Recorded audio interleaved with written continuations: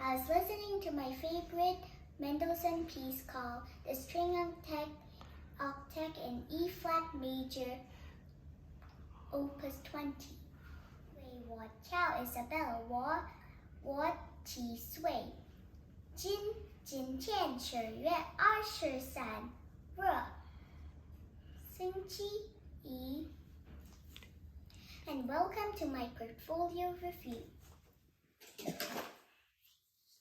When I was a toddler, I memorized a simple version of the 10 Commandments. Today, I will recite them to you in ESV, and I will relate each verse to the subjects I am studying as a grade 2 student. First commandment, Exodus 20 verses 2 to 3. I am the Lord your God who brought you out of the land of Egypt, out of the house of slavery. You shall have no other gods before me. It made me remember the art sculpture I did of Sargon the Great. His name means the rightful king. Of course, we know that is not true because we only have one king, and that is Jesus. The second commandment, Exodus 20 verses 4 to 6. You shall not make for yourself a carved image or any likeness of anything that is in heaven above, or that is in the earth beneath, or that is in the waters under the earth. You shall not bow down to them or serve them, for I, the Lord your God, am a jealous God, visiting the iniquity of the fathers on the children to the third and fourth generation of those who hate me, but showing steadfast love to thousands of those who love me and keep my commandments. This reminds me of the blacksmiths in Isaiah 44. They made the idols. Speaking of blacksmiths, let me read a poem to you written by Henry Wadsworth Longfellow. Under a spreading the village blacksmith by Henry Wadsworth Longfellow. Under a spreading chestnut tree the village smithy stands. The smith, a mighty man is he, with large and sinewy hands, and the muscles of his brawny arms are strong as iron bands. His hair is crisp and black and long. His face is like the tan. His brow is wet with honest sweat. He earns whatever he can, and looks the whole world in the face, for he owes not any man. The third commandment, Exodus 20, verse 7. You shall not take the name of the Lord your God in vain, for the Lord will not hold him guiltless who takes his name in vain. For habits, we studied about gentleness. We should also be gentle, not just with our actions, but also with our words. The fourth commandment, Exodus 20, verses 8 to 11. Remember the Sabbath day to keep it holy. 6 days you shall labor and do all your work, but the seventh day is a Sabbath day to the Lord your God. On it you shall not do any work, you or your son or your daughter, your male servant or your female servant, or your livestock, or the sojourner who is within your gates. For in 6 days the Lord made heaven and earth, the sea, and that is all in them, and all that is in them, and rested on the seventh day. Therefore the Lord blessed the Sabbath day and made it holy. In my science lessons, we studied about the physical world and the simple machines. Here is a picture of a pulley we made at home. God helps us with our work so that it would be easier, and He also commands us to rest during Sabbath.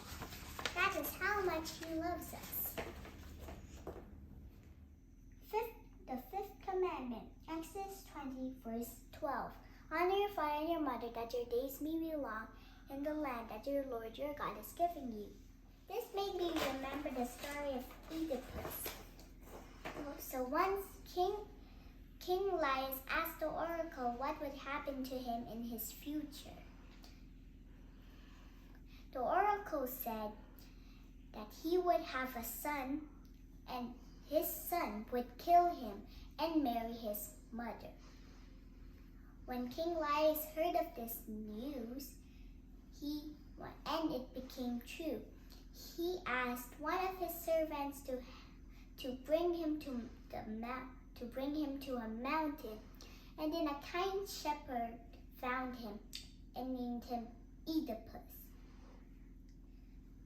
And then he gave it to the king of Cornwall and the queen of Cornwall. Then the oracle came to Oedipus and said, You will kill your father and marry your mother. But Oedipus didn't want to do this. So he ran away, and then he met Laius. Then he started a quarrel, and he killed his father. One step of the oracle was completed. Then he came across the Sphinx, and the Sphinx asked a riddle. What creature walks at 4 in the morning, 2 at noon, and 3 at night? And Oedipus answered, a man. For when he is born, he crawls with his legs and hands. When he is a kid, he walks with 2 legs. When he reaches his old age, he uses a rod to support him like his 3rd leg. And then the Sphinx ran away, and then he was made king. Oedipus married his mother, Jocasta. But there was a terrible plague, and then the oracle said to find out who had killed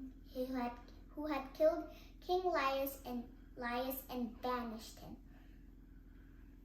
And they found out that it was Oedipus. So Jocasta hanged herself and died. And then he ran away with his daughter.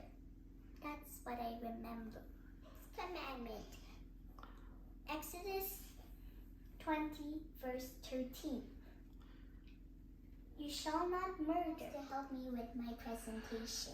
So I remember the story about David who murdered Uriah. So David saw Uriah's wife Bathsheba. So he asked Uriah to take a message to Joab. And he did, but he did not know that. And then it said that he wanted Uriah into the thick of the battlefield, and he was the leader. And many others got killed, and Uriah too. And Bathsheba started weeping. After she was done weeping, David married her. That's what I remember.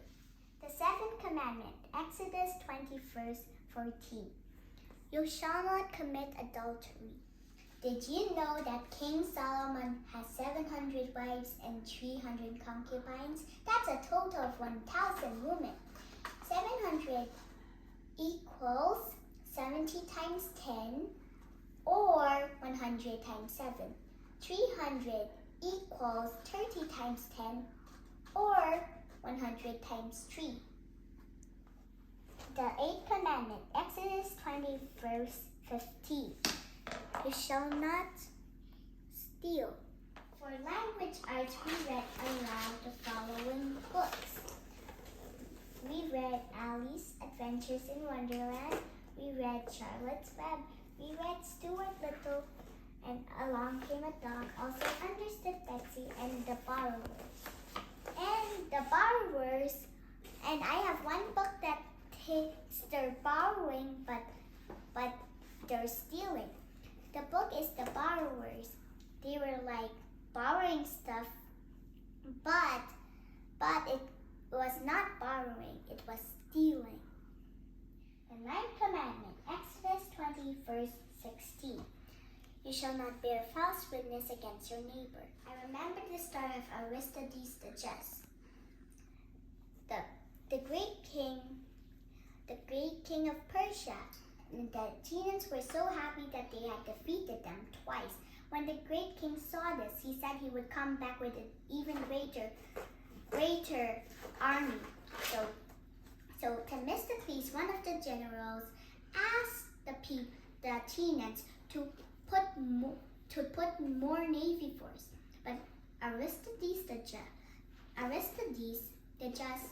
the other general, said to increase the land forces. But they said they could not have war without one of the two leaders getting exiled.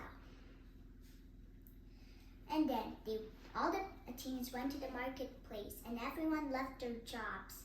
And then while Aristides was walking down the lane, a farmer begged him to write down the name. And Aristides said to the farmer, "What do you want me to write down?"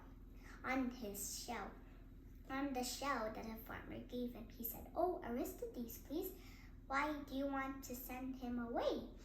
Aristides said, "It's because I'm tired of hearing him being called the just." So he wrote down his name, and when the shells were counted, 6,000 were against Aristides, and Aristides knew that they were just being tired of him being called the just. Lastly, the 10th commandment, Exodus 20, verse 17. You shall not covet your neighbor's house. You shall not covet your neighbor's wife, or his male servant, or his female servant, or his ox, or his donkey, or anything that is your neighbor's. For geography, we are studying about the Middle East. I will name some countries. So here, this is Cyprus. This is Lebanon. That's Israel. This is Turkey. That's Iran. This is Turkmenistan. This is Pakistan. This is Georgia. This is Azerbaijan. That's all I remember. During the fairs, there is war going on with Israel.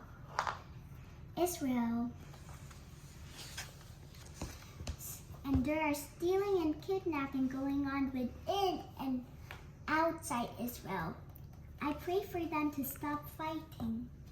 Thank you very much for listening. I hope you learned something from me today. 再见.